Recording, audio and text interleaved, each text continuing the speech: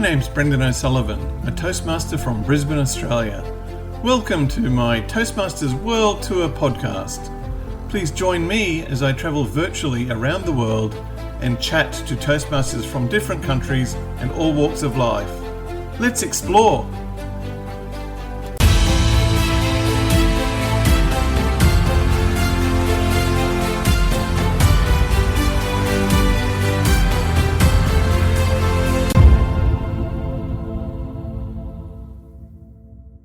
For this episode of Toastmasters World Tour, we travel virtually to the Paris of North America, the City of Saints, Montreal, or Montreal as the local francophones call it, famous for its historic district, the Just for Laughs Comedy Festival, as well as being the birthplace of Cirque du Soleil. We go there to chat to Urmi Hossain, author, YouTuber, podcaster, and co-chair of Women in Leadership Montreal chapter. Let's hear her inspirational story, and women followers, listen out for the announcement of an exciting online event coming this week. Bonjour Urmi, comment allez-vous? Ça va bien. Can you tell me a little bit about yourself? Yes, my name is Urmi. I am a member of the Toastmasters Club. I've been a Toastmaster member since 2019. And besides that, I'm also a corporate professional. I like to say that I am a corporate professional by day and a creative soul by night. I'm a self-published author, speaker, YouTuber, podcaster. I'm a big advocate of women's empowerment. I'm part of an organization called Women in Leadership, where basically we organize in-person events, webinars to empower the women of our community. And I'm a big advocate also of learning, and this is also why I am part of Toastmasters for such a long time. I think it gave me so much confidence and opportunities to learn, as well as to learn about leadership throughout these years. Wow, that's a lot to unpack. Why did you join Toastmasters in the first place? I initially joined Toastmasters because I thought that eventually I was going to become a professor and teach. And of course, if you're a professor, you have to have good public speaking skills and be able to speak to your students. But what happened as well is that I also watch a lot of TED Talks and TEDx, and I told myself that my big ambitious goal would be to deliver at TEDx eventually one day. And so that was what got me started and joined me, what pushed me to join Toastmasters. What would you like to do a TED Talk on? You know what? I haven't thought about it truly, but I think all the time, every time I go to a podcast, my signature talk is my book, where I talk about my experience in being born in Italy, growing up in Italy, and I also talk about my experience being of South Asian origins, and I talk about this struggle that I had in trying to fit in. That would be probably my signature talk if I do a TEDx. Okay. But who knows? What's the name of your book? It's called Discovering Your Identity, A Rebirth from Interracial Struggle. Wow, what year did that come out? In 2022, I self-published it. Oh, wow, that's amazing. And can you tell me a bit more about the book? You got some interesting stories from that. Yes, basically the book talks about my childhood and teenagehood in Italy, and I make a comparison between the two cultures, the Italian culture and the Bengali culture, and how often it was difficult for me to navigate the two worlds, because here I am growing up in Italy, having all friends who are Italian, and I was always self-aware that I did not look like them. And so I felt like I never really fit in. But then I would go back home, and the other struggle was that I looked like everyone else, but then my mentality was so Western. And so I'm talking about those experiences and how I feel like I was never being my authentic self because I was just trying to, fit a box or fit a mold. And so I talk about different episodes, especially when I was a kid, when I went to school. I went to a school that was, of course, I went to school in Italy, and It's like I remember seeing a church inside the school. There were nuns walking around, but I don't follow that religion. I don't follow that religion. So for me, it was also like a struggle trying to understand like who are these people, and no one would like explain it to me. So I'm making that comparison between the two worlds. I hear what you're saying, and while I haven't been in that situation myself, I can understand that must be challenging. Did you learn anything from it, or would you have any advice for anyone who might find themselves in a similar situation? So for me, what it was is that I went through that struggle for many years in like Mm-hmm. always trying to fit in. But I Mm-hmm. think at the end of the day is about embracing who you are. Like I Mm. remember people would tell me, "Oh, you're Italian. You're like one of us." But then I never completely agreed with that because Mm. I'm not 100% Italian. And then when I would be with my Bengali people, they would say, "Oh, you're Bengali," but I was like, "No, I'm not. Like I'm both." And it's not up to people to say what you are. It's up to you to decide what you are for yourself. And you have to be comfortable and you have to be convinced about that so that you can live your most authentic self. So for me, it was really about embracing my two identities rather than choosing one. Well, that's really profound. I think a lot of teenagers, even without those cultural background issues, face that you need to find your identity anyhow. So it's quite a universal message, but obviously even more powerful for someone who faces that between the two cultures situation. It sounds like a fabulous message, and it must make your book very interesting reading because you're talking from personal experience. Yeah, it is my personal story, and for me, writing it was quite therapeutic. I would say, like I felt like I was just reliving every single moment, and a lot of these episodes are pretty vivid in my memories. Like I really remember them as they happened yesterday. Is it just in paperback form or hardback form, or do you have it in other forms? Are there audiobooks or are there Kindle Uh, versions? I do have the digital version, the Kindle version. So if you Yeah. like it's available on Amazon. So if you go on Amazon and you just type my name or the title, you can get the two options available. And what was the title again for the audience? This Discovering Your Identity, a rebirth from interracial struggle. Awesome. So has Toastmasters led to any opportunities that you didn't expect? Yes, a lot of them. A lot of them. And I think I also wanted to leverage what I was getting from Toastmasters also in my personal and professional life. And I think one of them has been the fact that, of course, I do a lot of podcast appearances, and I think that was like I got that because I understood a little bit how the impromptu speeches work and table topic session, and also the fact that I have also opened my own YouTube channel and decided to create content there. Like, it's one thing to deliver a speech in person, but then it's also important to know how to deliver something online as well. There's also a certain Mm. etiquette that you have to follow. And I Mm. think my biggest accomplishment has been that I was invited to fly over to Chicago Mm. to be part of a panel session for a conference. And I never expected that, honestly. Like I never Mm. expected someone would contact me to do that. And I remember I Mm. was part of a panel session, and at the same time, I was also the MC for a Well, student event, and that was I would say my biggest accomplishment, and what was even more interesting about that is that a lot of the students would approach me and be like, "Oh, we follow your work. We really enjoy everything that you do. We're here just for you." And in my mind, I was like, but I didn't think I was that big. And so, mm. like, getting those feedback and hearing from people that they were there because of me, like, it was really something that I am quite grateful for. That's awesome. Urmi, you touched upon the difference between face-to-face delivery of speeches and online. What do you think is different online that you should do to do it well?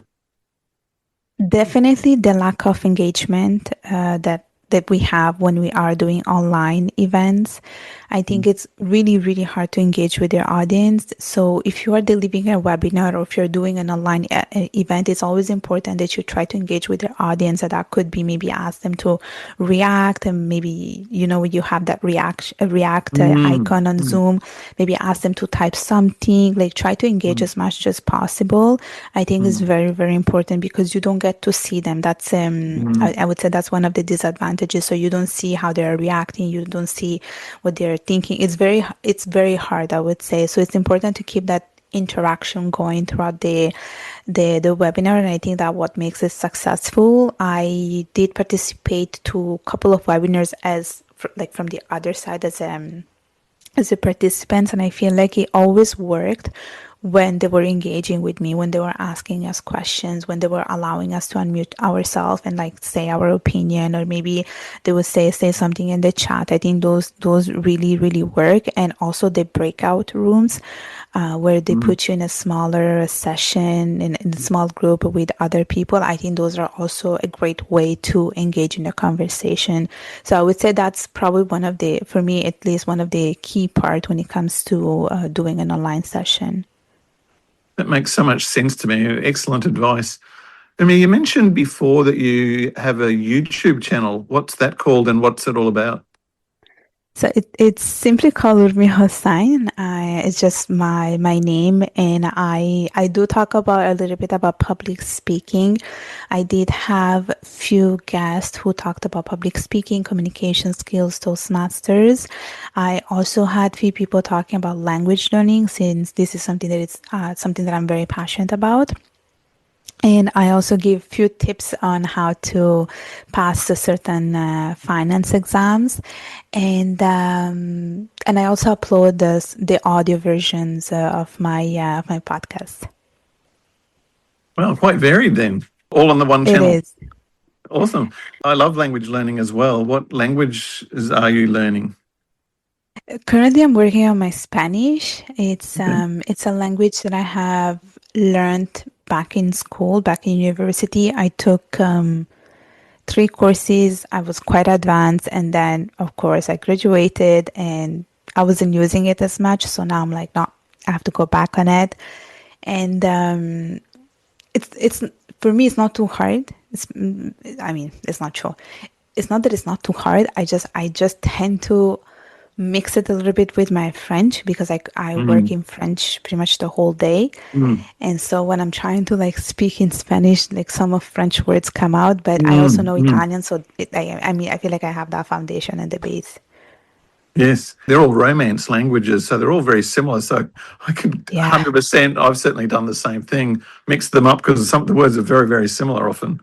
I was going to Yeah. ask you, because I thought you might say French. How long have you lived in Montreal? 15 years, but I learned French also back when I was back in Italy, and then I took few classes. I mean, few conversation classes in Montreal when I moved. But I'm not learning French. I work in French, so yeah. You're already native level in French. I know that one of my goals when I moved to Montreal was that I was eventually going to work in a French environment. Like I told that to myself. Mm, And of course, in Montreal, it's a bilingual province, and mm, it's a bilingual city, and we speak mm. Quebecois, which was quite challenging, if I have to be honest. It sounds very different from the French that I have learned at school. However, I told myself that it's enough of me working in an English environment. I do want to work in a French environment, and I managed to, at the end of the day, I managed to do an interview in French, and I really Wow. worked hard towards that goal. So now it's been 4 years that I've been working in a French environment, and I don't see myself working in an environment that is not French. I love that. And whereabouts were your parents from exactly in Bengal? They were from Sylhet. Okay, cool. Would you say you have a native level of speech in Bengali? I have a very good level when it comes to having a conversation, Yes. because that's a language that I was taught to speak at home. And I Uh-huh. do speak it and I do understand it. However, I do not know how to read it and write it, which is Uh-huh. probably the what I regret the most. I think, especially because I lived my whole life in Italy. I grew up in Italy. I was Yeah. born there. Of course, you're naturally like just gonna use Italian a little bit more, and you will like I learned everything in Italian, so I did not Yeah. have time to learn Bengali, Yeah. besides talking it at home. So sometimes I wish I actually took some time to really know how to write it, how to read it, because it's still part of my identity. Where do you see yourself living in 20 years' time? You know what? As I always say, once you're a mover, you're always moving. So I mean, I like to think that I will be somewhere else in another place in the world. Um, I love that. Spirit of I adventure. don't. Yeah, yeah. So I mean, I've moved so many times, especially when I was in Italy. We did not stay in one city. We moved around even within Italy. I also lived in the UK for a year, came back, now living in Canada. Like I do like to keep that door open that I will be living somewhere else. Yes, for sure. Yeah, I'm Where, manifesting that. where is home? Home is in Italy. I don't have a physical home that I could go back to, especially because I think I think like we changed houses like 5, 6 times. I don't have one that I can go back to like every single friend of mine that have an actual physical home. But for me, home is a feeling, and it's where I have Hmm. most of my vivid memories, and that's in Italy. Yeah, awesome. You mentioned before as well that you're a podcaster. Can you tell me a bit about that? Yes, I have launched my first podcast last year in August, Hmm. and it's called Stories Beyond Borders, and it's a podcast about immigration, people who are multicultural, and I basically invite people who have different backgrounds, different cultural exposure to share their story. And I think stories, that's something that we learn at Toastmasters, is something that really stories help people to connect with one and another. So that's what my podcast is all about, immigration stories. I imagine you're the perfect person for that with your background. Have you I got any hope so. stories that have you got any stories that stick out? I think every single story is always, they're all very unique. Um, but there was this one story that I think stood out, especially because I think I really like my guest, and she talks about being mixed races. So she's half white and half black, and she talks about her experience about not feeling black enough, and she looks very white. So when you look at her, like you wouldn't think she's half black. She also told me I would have not known if she didn't tell me. And she talks about the experience that she went through because she feels like her skin color, the fact that she was white, helped her to get a lot of privileges. And so sometimes she wishes that she was a bit more black and embrace that a little bit more. And so she talks about the struggle that she went through when it came to that. And her experience was quite unique as well because she has some siblings, but her siblings, they look much more black than she is.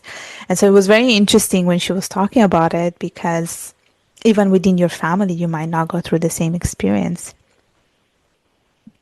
I imagine some stories are quite emotional too. People go through a lot sometimes when they're emigrating, don't they?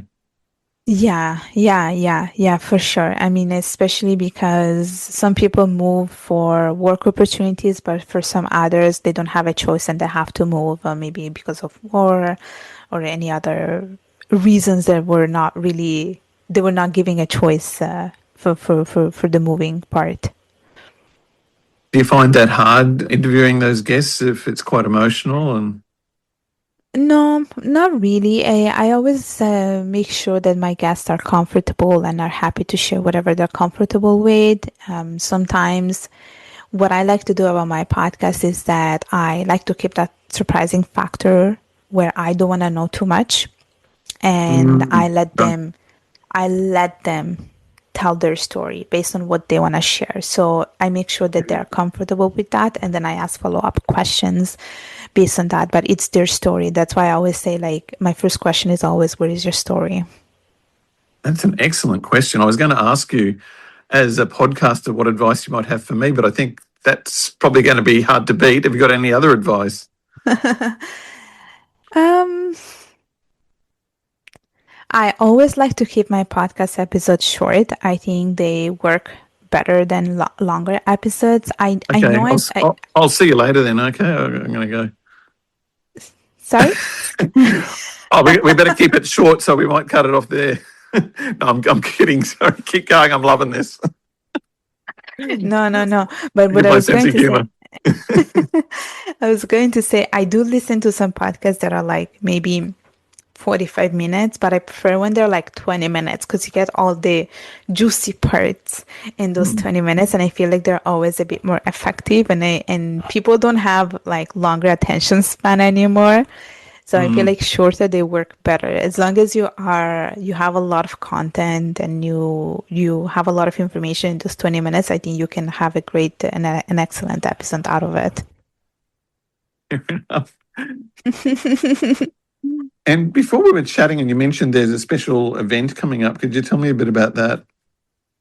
Yes, so I am part of an organization called Women in Leadership, which is based in Canada. It's been around for 25 years. It's a nonprofit organization, and each city of Canada has a chapter. So I am part of the Montreal chapter, and throughout the year, we always have webinars and in-person events, and we have one event coming up next week to celebrate the National Women in Leadership Day, where basically we have planned on having a webinar with speakers where they'll be talking about wellness in workplaces in the corporate world. How can we achieve wellness in a workplace? So we will have a few speakers from HR, and we will have also a wellness coach who will be giving advice and tips on how to achieve the level of wellness when you're working full time. Wow, I can imagine some of my women listeners thinking, I've got to get onto this. So when is it exactly? It's on the 27th of May, which is Wednesday, and it's happening at 12 p.m. Eastern Time. Okay. And can anyone join? Anyone can join from any part of the world. And how much does it cost? It's free. It's a free event. We decided to do a free online event, especially because it's online. So And is there a deadline to register? no, you can register until like literally until the last minute, and this is why we kept it open for that reason, because we did have an in-person event at the beginning of this year, and there were a lot of interest, especially from people from other parts of the world who wanted to join. But of course, it's in person; you have to fly over, and so for this one, we decided to keep it open so that we can have people from other parts of the world joining us and join us whenever they want to. So for our listeners, could you say the name of the event again if they're going to Google it? So they just have to go to the website called Women in Leadership Foundation Canada. Uh-huh. And if they go under events, they will see all the events happening throughout the whole country, and they can search for the one happening in Montreal. It's going to be right there. As soon as you go to events, it's right there. Great. And we could put a link in the podcast notes? For sure, yes. That sounds very exciting. I think I should make a very special effort to get this episode out in time for that. Do you have anything else you'd like to discuss today, Urmi? I think no, but maybe I can share one piece of advice for anyone who, especially for Toastmasters or people who want to be part of Toastmasters. I think it's a great community to feel safe and to really grow your leadership and public speaking skills. And many people think it's just public speaking skills, but you get to learn a lot of different things. You get to learn about communication skills, active listening skills, critical thinking. You learn to give feedback. And I always say the more you give, the more you get back. So if you are interested in working on public speaking skills, make sure to go to one of those meetings. And even though you are scared, just stick to it. Just stick to it. Fabulous. Well, it's been such a pleasure and an honor having you on the show, Urmi. Muchas gracias, amiga. De nada.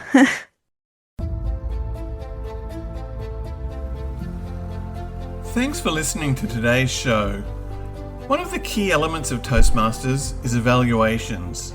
This is how we grow and improve, both by encouraging comments for things we got right and points for improvement. We all learn and benefit from these evaluations, not just the person being evaluated. So any feedback in the comments is greatly appreciated. If you have a Toastmasters story you'd like to share or would like to be on the show, I'd love to hear from you. You can reach me at toastmastersworldtour@gmail.com. Thanks for listening.